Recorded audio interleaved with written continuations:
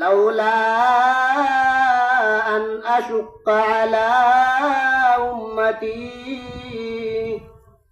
লামারতুহুম বিসওয়াকি ইনদা কুল্লি ওযুইন।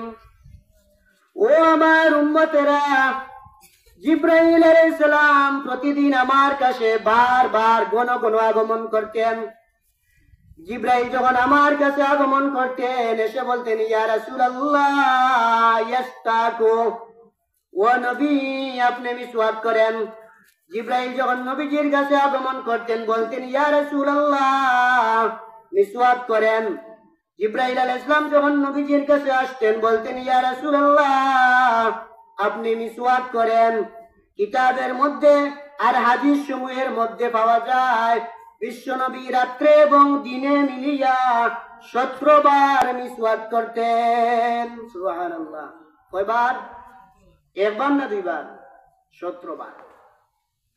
দিনের বেলায়ও নবীজি মিসওয়াক করতেন, সফরে যাওয়ার সময়ও নবীজি মিসওয়াক করতেন, বিবিদের কাছে যাওয়ার সময়ও নবীজি মিসওয়াক করতেন, কারোর সাথে কথা বলার সময়ও নবীজি মিসওয়াক ব্যবহার করতেন, ভাত খাওয়ার আগেও নবীজি মিসওয়াক ব্যবহার করতেন, ভাত খাওয়ার পরেও নবীজি মিসওয়াক ব্যবহার করতেন।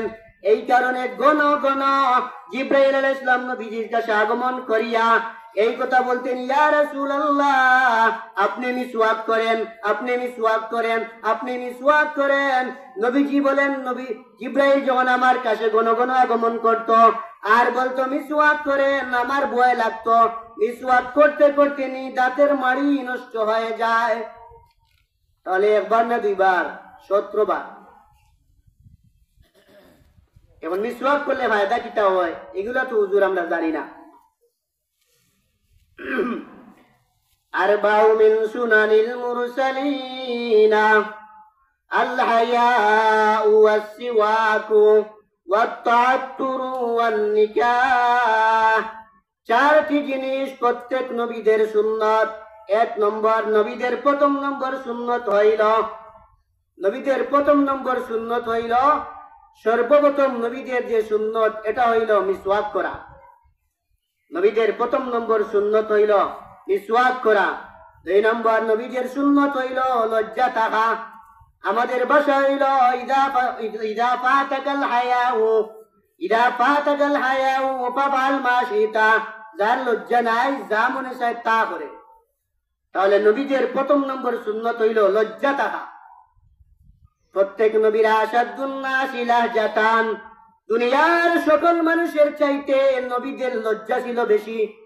প্রত্যেক নবীরা যে কোনো কথা বলার সময় শরম লাগতো। এই কথাটা যে আমি বলতেছি, এই কথাটা বলার কারণে কতটুকু আমার মর্যাদা হবে।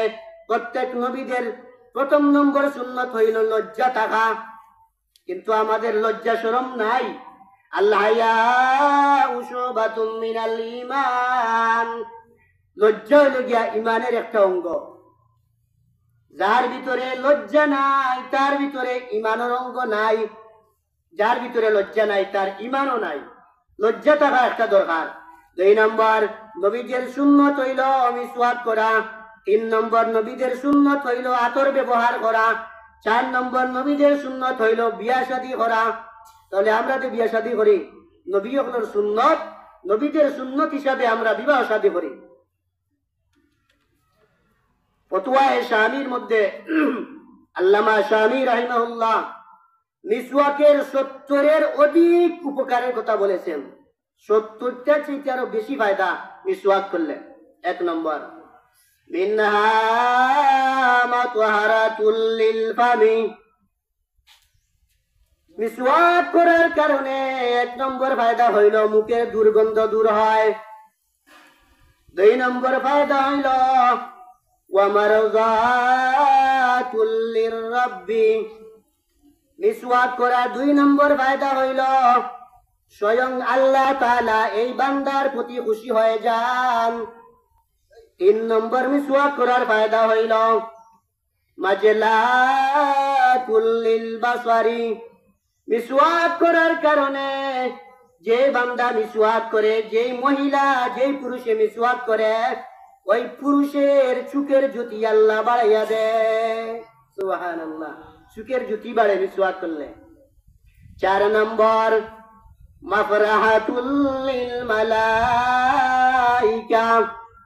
মিসওয়াক করার কারণে আল্লাহর তৈরি নূরের ফেরেশতা মাসুম, যেই ফেরেশতাদের গুনাহ হওয়ার কল্পনাও নাই, গুনাহ হওয়ার অস্ত্রও নাই, যেই ফেরেশতারা একটা সেকেন্ড তো আল্লাহর নাফরমানি করে না, যেই ফেরেশতারা সেকেন্ডে সেকেন্ডে আল্লাহর কথা মানে, যেই নূরের তৈরি ফেরেশতারা মিসওয়াক করার কারণে ওই পুরুষ এবং মহিলার প্রতি ফেরেশতারাও খুশি থাকে।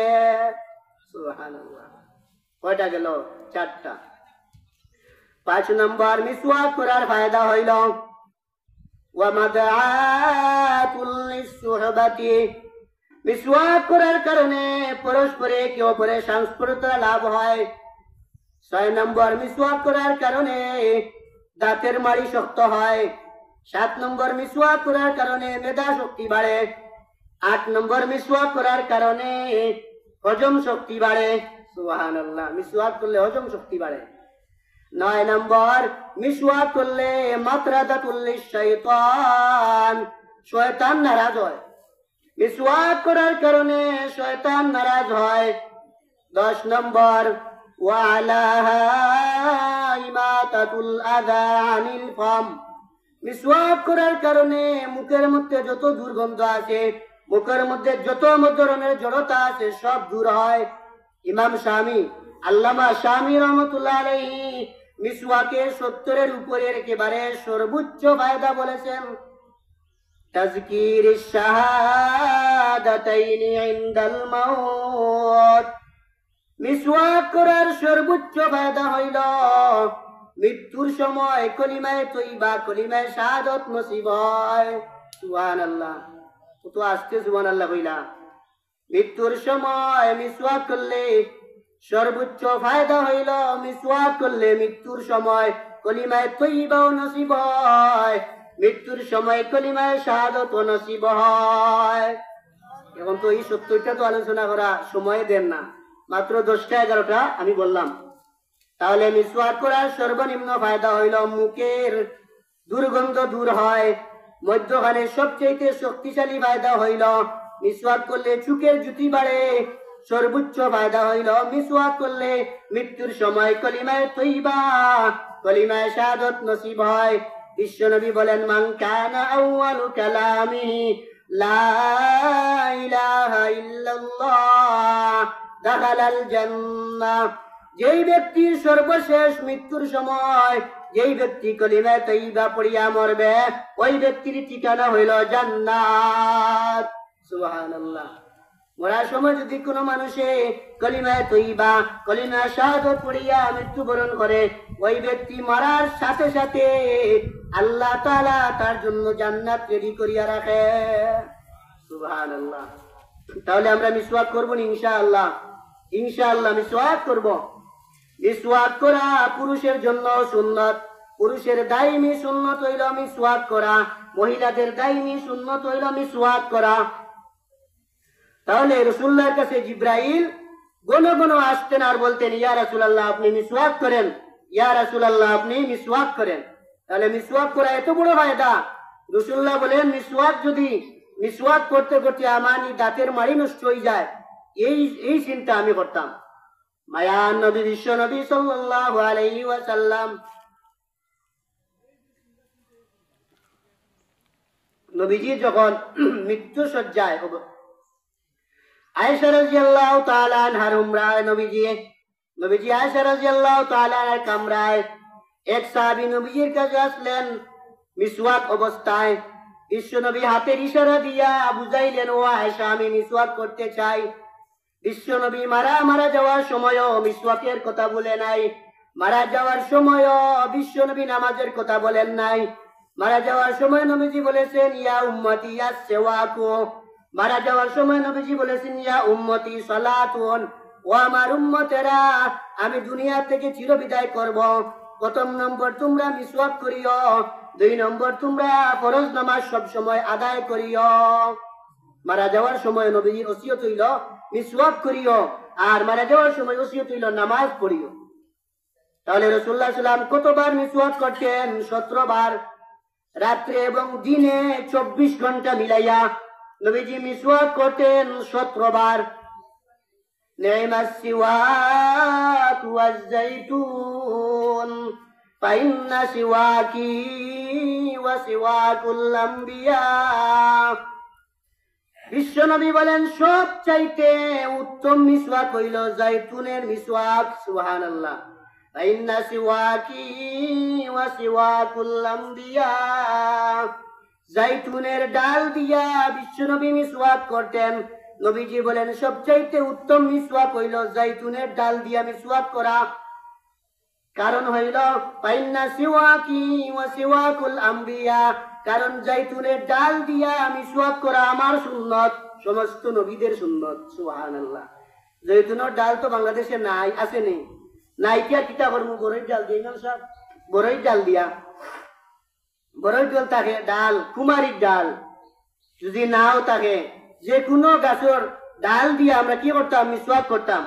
এরপরে যদি মিসওয়াক না থাকে, এরপরে আমরা কি করতাম? কমপক্ষে আঙ্গুল দিয়া, কিতাবের মধ্যে আছে যে আঙ্গুল দিয়া মিসওয়াক করলে মিসওয়াকের আদায় হইব নি, যে মিসওয়াক আঙ্গুল দিয়া করলে আপনার সুন্নত আদায় হইব, কিন্তু মিসওয়াক আপনার আলাদা একটা সুন্নত। অজুর সুন্নত কতটি?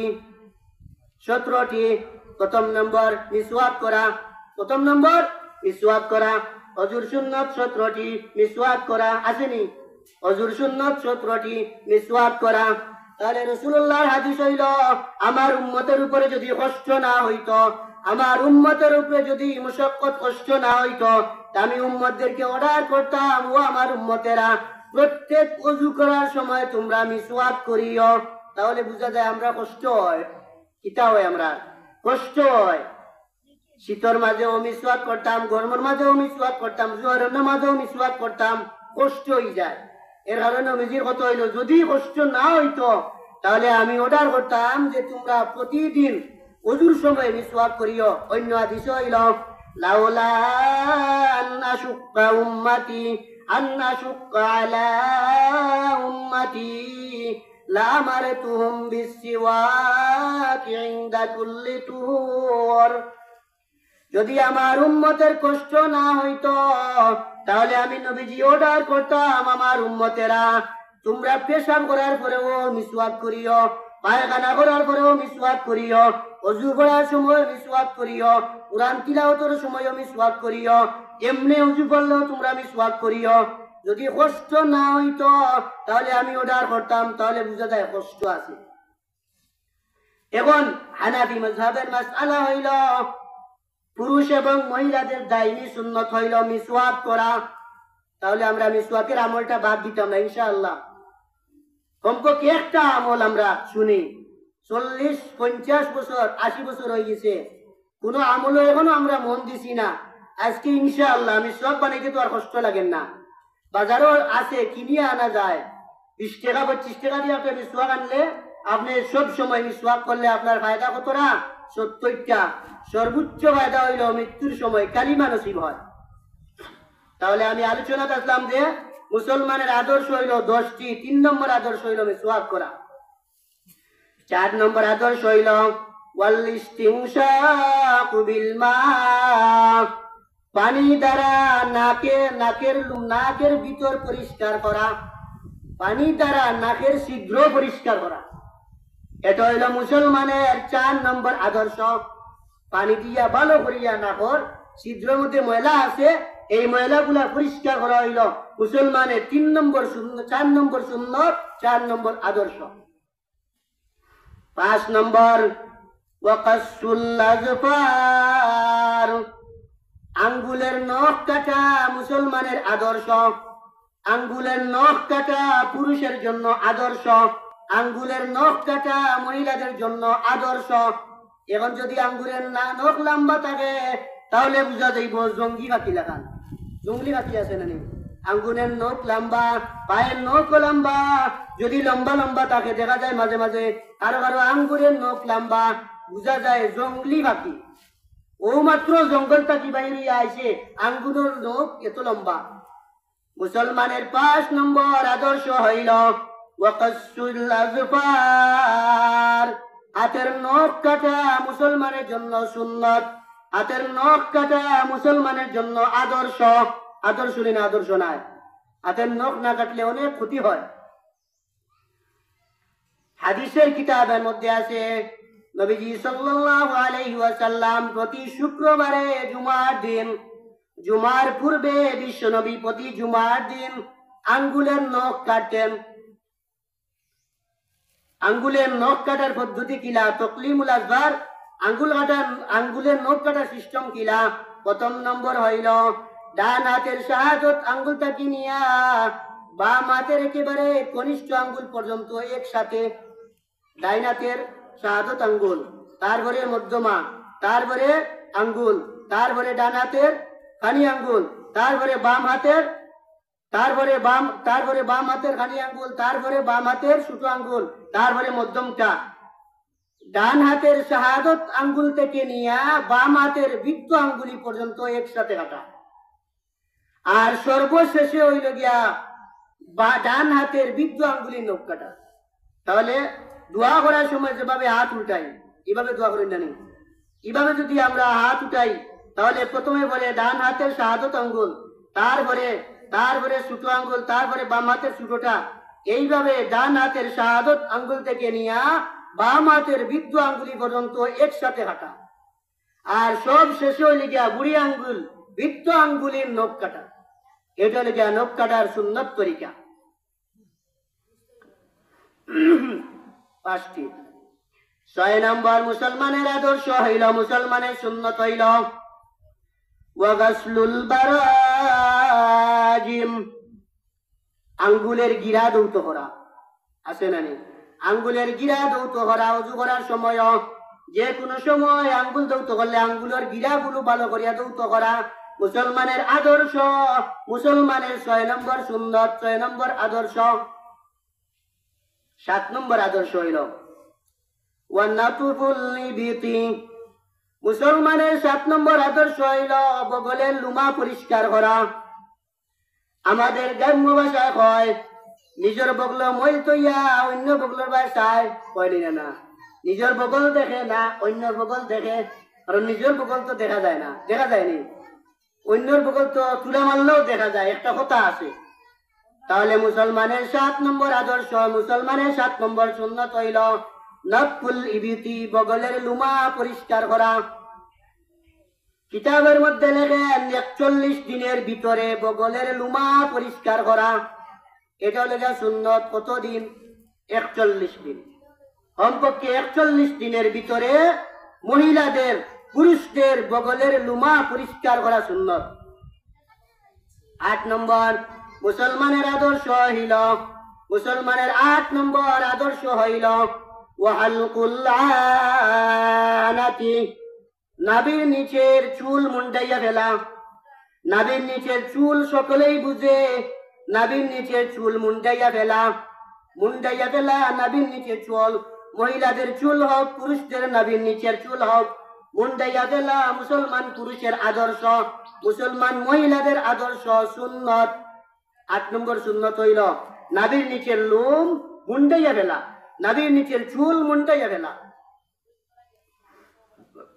9 নম্বর আদর্শ ওয়াইন্তিকাসুল মাই, পেশাব পায়খানা করার সময়, পেশাবের সময় গিলা ব্যবহার করা সুন্নত। পায়খানার সময় কুলুক ব্যবহার করা সুন্নত। মুসলমানের 9 নম্বর আদর্শ পেশাবের সময় গিলা ব্যবহার করা সুন্নত। মুসলমানের 9 নম্বর আদর্শ পায়খানা করার সময় কুলুক ব্যবহার করা সুন্নত। কটা গেছে? 9টা। তাহলে পেশাব করার পরে গিলা ব্যবহার করা সুন্নত, গিলা ব্যবহার করা সুন্নত। পায়খানা করার পরে কুলুক ব্যবহার করা সুন্নত। আর গিলা পেশাব করার পরে, গিলা ব্যবহার করার পরে পানি ব্যবহার করা ওয়াজিব। এইটা বড়। অনেকে আছে গিলা ব্যবহার করিয়া ফালাই দে, পানি ব্যবহার করে না। আছে নানি?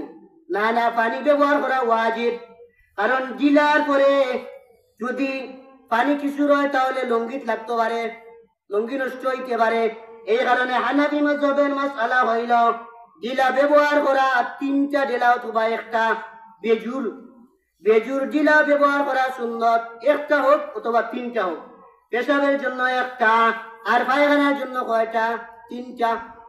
পেশাবের জন্য একটা ডিলা ব্যবহার করা সুন্নত, পায়খানার সময় তিনটি ডিলা ব্যবহার করা সুন্নত।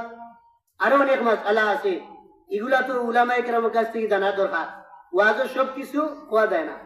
যাই হোক, 9 নম্বর মুসলমানের আদর্শ হইল ইন্তেকাসুল মা, ডিলা ব্যবহার করা, পেশাব করিয়া ডিলা ব্যবহার করা, পায়খানা করিয়া কুলুপ ব্যবহার করা মুসলমানের আদর্শ, মুসলমানের সুন্নত।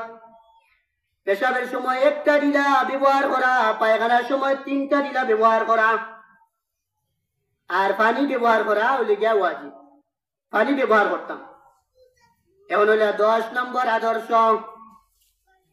ওয়া মাজমাজাতু, মুসলমান পুরুষের 10 নম্বর আদর্শ, মুসলমান মহিলাদের 10 নম্বর আদর্শ হইল গড়গড়ার সাথে কুল্লি করা। কিসের সাথে কি করা? গড়গড়ার সাথে কুল্লি করা। তাহলে রমজান মাসও গড়গড়া করা হারাম, নিষেধ, না যাইজ। রমজান মাসও গড়গড়া করতাম না, ঠিক আছে? তো মাসআলা ক্লিয়ার করা দরকার।